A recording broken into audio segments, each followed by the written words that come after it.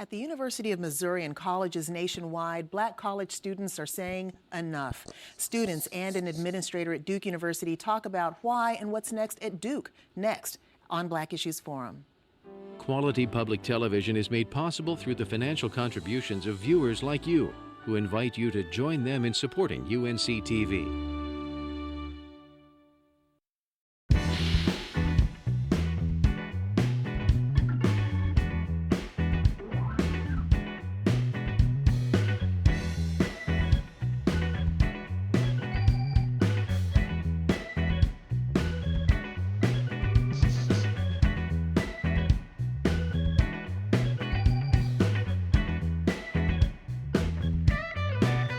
Welcome to Black Issues Forum. I'm Deborah Holt-Noel. On November 9th, 2015, the president of the University of Missouri system resigned, and later that day, the chancellor of the university stepped down too. This was after a week-long hunger strike by graduate student Jonathan Butler, a threat by members of their football team to not practice or play until a change came, and years of what black students at the university described as unacceptable racist treatment. Let me know in the comments, what does safety look like on the college that you attended? Paint me a picture in the comments. Students at Duke University and UNC Chapel Hill have been demonstrating for quite some time under the same complaints, and now it seems clear and loud they, like many black students on predominantly white campuses, have had enough. Today we're here with a couple of students from Duke University and will later be joined by an administrator to hear their views on the kind of racial atmosphere they have experienced on their campus and what steps they are taking to feel a more welcome part of their university family. I'd like to introduce Seth C. Pearson, the president of the Black Graduate Professional Student Association at Duke University. Henry Washington Jr., a Duke Jr. and president of the Black Student Alliance. So pleased to have both of you here. Thank you. Henry, let me start with you.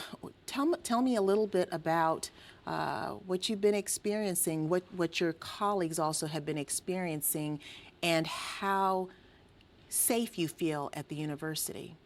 No, absolutely. I think that certainly there's this kind of assumption that as we have moved forward in history from the civil rights movement, that there are certain gains that have been made. And certainly there are some gains that have been made, but I would say as far as student experiences on campus, the kind of macro and microaggressive realities that black students are facing daily just cannot be ignored. I mean, it's from, especially in the classroom, you might have a professor who is clearly making certain assumptions about you because of your identity. I mean, to a noose being hung on your campus, and then having an administration respond to say that that noose being hung has no kind of racial implications. If you know exactly what he's talking about, don't tell us the college, but tell us some stories that either you went through or other people have went through that you know of. Paint us a picture in the comments. You actually had a personal encounter with that. Tell us about that. I did. So I was among the group of students who first found the noose. It was on the night of April 1st or the night before April 1st. And so, you know, people were saying maybe this is just an April Fool's joke, you know, but to have just kind of been walking across campus and to glance over and see a noose hung from a tree in the state of North Carolina, being from Alabama, was obviously very racially traumatic for me. And so at that moment, I didn't know if this was a threat on my physical safety. I didn't know if there was a student who was gonna target black students on campus. I didn't know if it was a joke. I knew that it had a kind of impact on my consciousness because of the context from which I come. And so for me, regardless of what a student's intent was, there are racial implications for you having hung a noose on campus. And Seth, you're a graduate student, so is it pretty much the same, or are there some differences? what graduate students are experiencing? So there's some differences between the undergraduates and the graduate professional students on campus. One of the things is undergraduates have a residency requirement, so this is their home versus graduates and professional students. This is our school, and so there's a difference there. But we're seeing the same kind of microaggressions in the classroom. We're having a lot of those same experiences where we experience anti-Black racism and issues that we're hearing from my constituency. At the law school, we had a conversation last year about how we have conversations around constitutional law. We discussed many of those cases where you're talking about selling Black people, where you're talking about instances where your grandparents and your parents, these cases affected them deeply, and we're joking about it, or we're talking about it with some kind of real clinical analysis, and it's affecting Black students in the classroom. So we see that often, and oftentimes across the campus, you have graduate students who may be the only African American person in their department, and they're really being made this assumption of incompetence. You try to join a group, and they don't want you to be in their groups. So we're hearing those things from our constituency as well on the graduate side. And when you're not welcome into a particular group, why is it that you feel like it's race-based? I think that most African Americans will tell you that they've had this experience. Like when there are assumptions being made about you. You watch your classmates divide into different study groups that you aren't allowed into. Different there's a hostility that's being created in the classroom at times, and you know when it's race-based. I think that African Americans have a particular sense about that. Now, I'm gonna be honest with you. I'm for one that I've never automatically assumed every single thing that didn't go my way was assumed or went that way because of race. Let me know in the comments. Have you ever assumed something was one way, but it ended up being the complete opposite, which kind of shocked you? Henry, what is it that students want that can be changed? Because so often people say, well, you can't legislate feelings. Right. So what can be done that you see has not been done? Well, and that's what's interesting is that there actually are policies that we still have on our campuses that are perpetuating what I would call violence against Black students and students of color. Even having conversations with administrators about what we call at Duke the bias-related incident policy, which doesn't actually have any explicit language about hate crimes. For me, the language privileges the voices of the students who actually commit acts of racial aggression over the students who are targeted by that racial aggression. And so I think the notion that there aren't still policies or legislation on campuses that are perpetuating this violence against Black students, I think that that's untrue. But I would also say there are ways in which you can target the ways of thinking of the students on your campus if you demonstrate a commitment to do so. I was just reading last night that Brown University has released this new $100 million plan to target racial violence on their campus. And so there are things that you can do once you recognize that there is a problem. But I think that's a step that not all of our administrators have necessarily taken. And it's been a very long time. It's not as though this just unraveled in the last 12 months or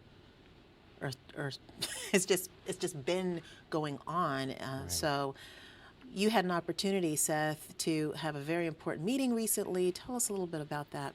So we had a civil rights conference at Duke Law this past weekend, which was really successful, and we invited Jonathan Butler from the University of Missouri, as well as University of Missouri student body president Peyton Head, down to have a town hall meeting where we invited the entire Duke community, as well as conference participants, to participate in that.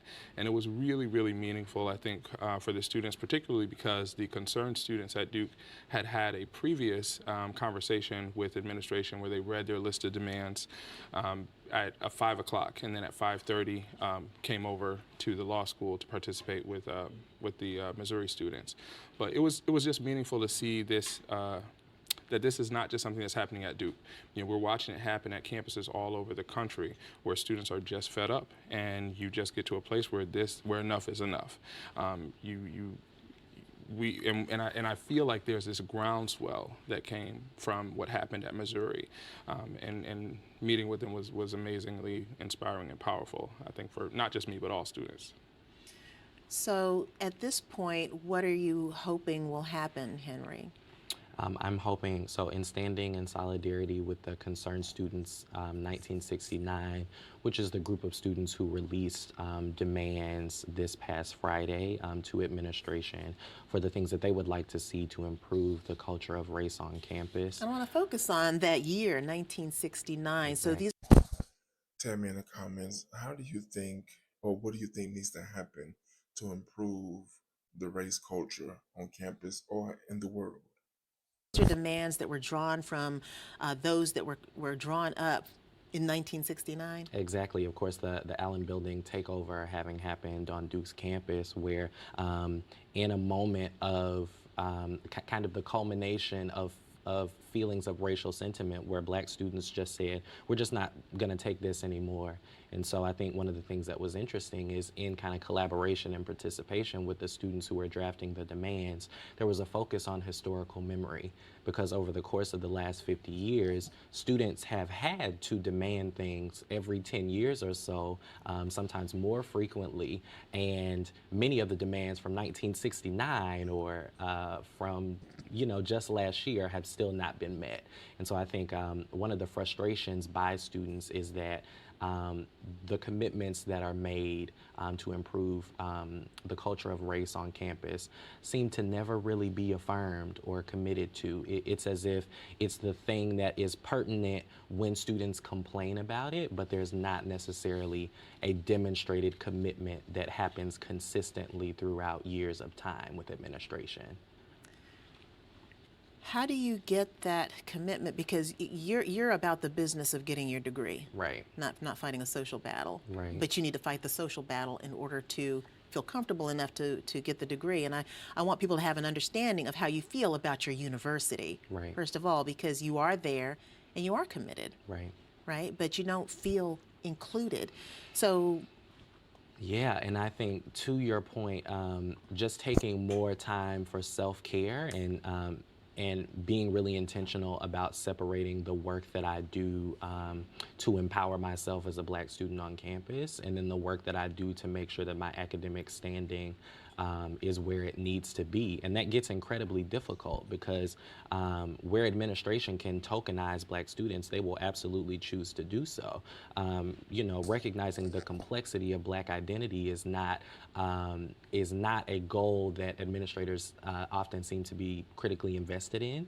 And so often I feel as if I'm called upon to speak for this monolithic understanding of who Black people are and what they think about the issues on their campus, which is simply unrealistic. You can't take a campus of 800 students and expect all of them to experience their identities in the same way, particularly as those identities exist at different intersections of gender, of sexuality. And so I think, to speak to another frustration that students have, is that they feel as if even when their voice is heard, it's heard in a monolithic way, in a singular way that doesn't address the nuances of the complexity of Black identity. And I have to ask you, have there been conversations between students and the student athletes? Do you think that if the athletes at Missouri hadn't been a part of the demonstrations, that they would have gotten anywhere? Right, so I think those students clearly demonstrated the power of finances in convincing a university to get the work done that they need to get done. I certainly could imagine a critical mass that would move behind an athletic team at Duke University. To my knowledge, there haven't been conversations between the student athletes and other Black students about the issues on campus. There tends to be, I think there's an intentionality about the kind of separation that's cultivated around our sports culture, such that many of our athletes, I don't even know if they have the opportunity to participate in really active ways in our social communities. It's very interesting, all of it. Well, we appreciate the work that you're doing. Wish you the very best on your studies. Seth, please stay with us. And thanks so much, Henry, for being with us. Absolutely. We want to bring you some comments from students at Duke University and others who attended recently a speech that was given by the founder, one of the co-founders of the Black Lives Matter movement. Here's what they had to say about the importance of a movement like Black Lives Matter. Be sure to bring in some of your friends and family members that gained experiences, different types of experiences on colleges, because I'm curious to see what did safety look like to them. Black Lives Matter is definitely a movement rather than a moment. I think that Black Lives Matter is a continuation of the civil rights movement, and it's just a different way of looking at it and a different way of strategizing it, a different way of tackling modern problems in relation to race and the past problems. Black Lives Matter, and it's important that we all show our support for the community, and it's important that we all learn and be open to new perspectives. And even if we think that we support the Black community, I think it's still important that we show up here and still are every day willing to learn something a little bit new. For me, Black Lives Matter is just putting significance on the racial tensions that are happening in our country right now. Of course, all lives matter, but right now Black Lives Matter because all other minorities and all other groups aren't experiencing the microaggressions and the racial tension that's happening right now, so I feel like it's a strong statement. Given the recent and long history of police brutality, I feel like this shirt means so much for me, especially at a campus like Duke. It often feels like as a minority, my life isn't valued and my opinions aren't valued, so this shirt is just a reminder that somebody cares about me and cares about seeing me live and succeed. We're back once again with Seth Pearson, a Juris Doctoral candidate at Duke University, and he is joined by Dr. Benjamin D. Reese Jr., the Vice President and Chief Diversity Officer of the Office for Institutional Equity at Duke. It's such a pleasure to have you here, Dr. Reese, once again. Thank you. Share with us a little bit about the national picture on this issue. You not only have a role at Duke University, but also a national one. Yeah, I'm president of an organization called the National Association of Diversity Officers in Higher Education. And these are vice presidents and vice provosts of diversity across the country. And so it's clear that what's happening at Duke is happening at a host of colleges and universities. And we feel that although chief diversity officers are a critical role to have on campus, it's not sufficient. And so we recognize across the country that it requires engagement of presidents, chancellors, other senior leaders, and staff and students to really impact issues that, have been with us for many, many, many decades. In that it's been with us for many decades, why does it seem as though it's being treated as something new right now? Is there something different right now? Well, I think each era is different. I've been at it for 50 years. And so I recall when we tried to engage the issue of race nationally in the 1960s, it took a certain form. And so I think the issues in our society, the activism of students, and kind of the form that racism takes today, I think requires a different kind of engagement. So now Seth was telling us a little bit earlier about some activities at Duke that recently took place, some conversations, town hall, as well as more intimate conversations between administrators and students, and some of the demands that the students are making, undergraduate versus graduate. How is the administration at Duke responding to these demands? Well, let me speak for myself personally, as one member of the administration. I take the demands very seriously. It's one thing to talk in cliches about race and racism, and sort of wonder, so where are the specific recommendations and suggestions? So I think what's really important and heartening about the demands is that they're specific. whether I or other administrators feel that they're appropriate or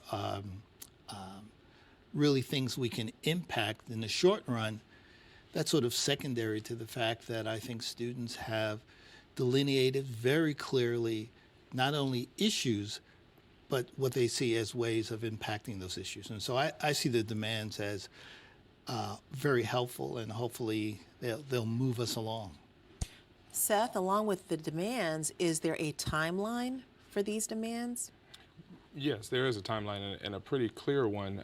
I was not one of the authors of the demand. I think that one of the most powerful things about it is that this was concerned students, that this wasn't any one organization. It wasn't the Black Student Alliance. It wasn't the Black Graduate Professional Student Association. This was a group of students who got together and said, enough is enough, and we're not going to take it anymore, and we're going to bring us together, and we're going to, offer demands to the administration. So they've made a pretty clear timeline about what they expect from administration, and so we're looking forward to hearing how administration responds. I mean, the issue for me has been that the inadequacy of the response from administration when these issues happen. We had the noose incident that happened last year. We've had the defacing of the Black Lives Matter poster. We had the death threat to the LGBTQ student on campus, and the administration as a collective, I think, has been inadequate in their response. I think that there are administrators who really care about students. I've been in relationship with these administrators from the beginning of my presidency. I've talked with student affairs. I've talked to Dr. Reese. I've talked to the provost. They care about students. They want students to do better, and they want them to achieve, but as a collective, the response has been inadequate around these issues. And I think that that's where they really need to start to improve. And they need to use the resources they have at hand. You have the Carla Holloways, you have the Mark Anthony Neals, you have the faculty right there, the resources. Talk to the faculty when you're talking to a particular constituency. Talk to me, talk to Henry, talk to the students that you're responding to. When something happens that affects students of African descent, talk to the students of African descent and say, how should we respond to you? And so I'm hoping that we can improve that as we move forward as a school. The communication, it just seems obvious, but tell us one example of a response that you all felt was inadequate and why it was inadequate. I think after the Black Lives Matter poster was defaced, there was just this sentiment when the response went out that, we're sorry that this happened, that there was remorse, but no action behind it. I would have loved to see somebody come out and say, this is not who Duke is, this is not who we are, and this is what we're going to do to make sure this is not who we are. And I think it applies particularly to undergraduates who have this residency requirement. You are putting these students, you're forcing them to make this their home. And so if I came to my house and somebody had written no N-word on my front porch and my parents didn't do anything about it, I would not feel safe. I would not feel respected. I would expect that the people who were supervising me would do something about it and take action and not just say, we're sorry this happened. Tell me in the comments, what do you think needs to happen to end racism? Or at the least get the people that's spewing the racism to dial it down. And so I think that that's what we need to see moving forward is a plan of action from administration. And I think that that's what we are beginning to see in this, after this new wave, after the Mizzou incident, campuses are responding. And I think particularly because they're saying we don't want to lose our job. Well, let me put this question out there in terms of an inadequate response. So now, as a result, there has been the apology. Seems as though there has been a statement from the president that this is not who we are, this is not what we will tolerate. And there's been a town hall meeting, a couple of town hall meetings. So conversations have been open. Is that adequate? I don't think that in particular is adequate. What I feel should happen, and what I'm hearing from particularly the graduate professional students, and it's also in the list of demands from the concerned students, is that there needs to be a third party. I think the environment has become so toxic that you don't feel like any response from the university is genuine, and students don't feel genuine. And safety is a perception, like it's how we perceive it more than anything else. So I think having somebody come in and say, this is what Duke should do because they don't do this very well, and then university responding and saying, okay, yes, we will do that. Having somebody who is a neutral person come in and say, these are the suggestions we make to help improve the lived experience of students on campus, I think is really important. And I think will go really far in creating a better relationship with students on campus. Dr. Reese, how do administrators, faculty, teachers understand what students are feeling? In fact, it's not just students. There are faculty members who are feeling some isolation as well. Right? Sure. Seth and I would probably disagree on the response that the administration has had to incidents over the past. But, that being said, the fact that we've worked hard to respond doesn't mean that there isn't room to grow as administrators, to be more engaged with students. As Seth says, there's lots of opportunities for us to really analyze the way in which we communicate within a group of administrators as well as to students. And I think perhaps we haven't adequately used the expertise that students have and their perspective.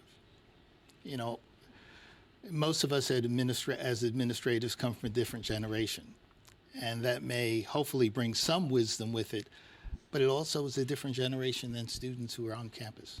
The generational difference is also something that's pointed to when, we didn't know we were hurting your feelings. But there is, among my colleagues, and certainly, if I can speak for myself, a real deep commitment to these issues. For me, it has nothing to do with my job.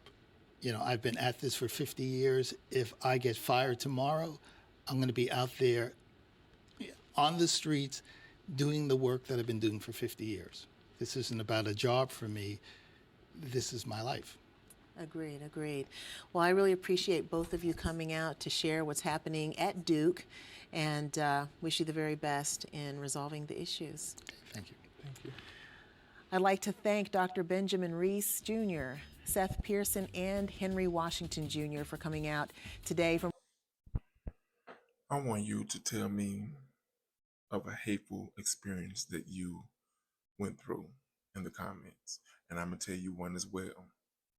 I remember when I was in middle school, my best friend was a European guy named Norman, and I knew his mother, I knew his siblings, spent the night over his house and vice versa.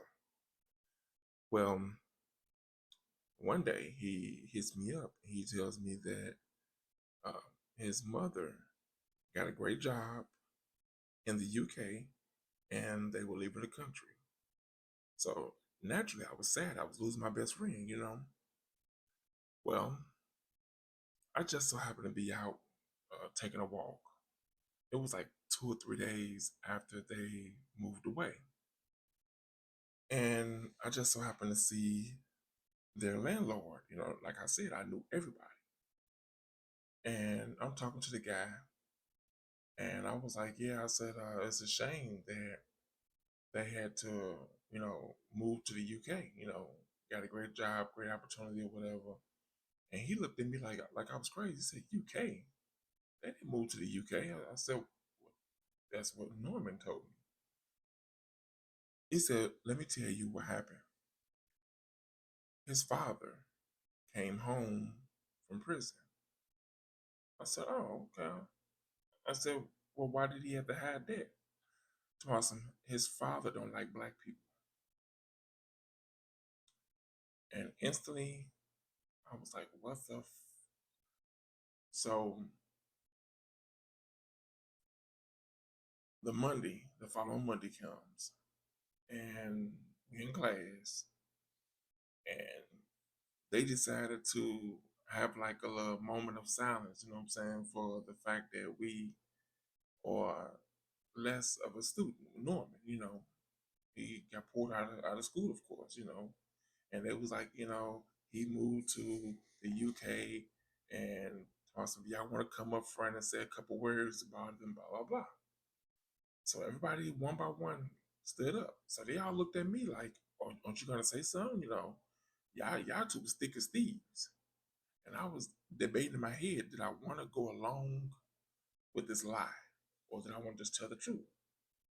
So naturally, my mother raised me to always tell the truth. So I stood in front of the classroom and I told them exactly what he said to me, and then I told them what the landlord said to me. And they looked at me like, I can't believe you experienced that. Like you went through that. But the crazy part about it is I never experienced hate from him, his siblings, or the mother. I looked at it as maybe they was just trying to save my life or stop me from experiencing what could have been. But the fact is, the hate came home and ended everything. Well, that's my story. Well, at least one of them. But as always, don't forget to like, share, watch more videos, and subscribe to the channel.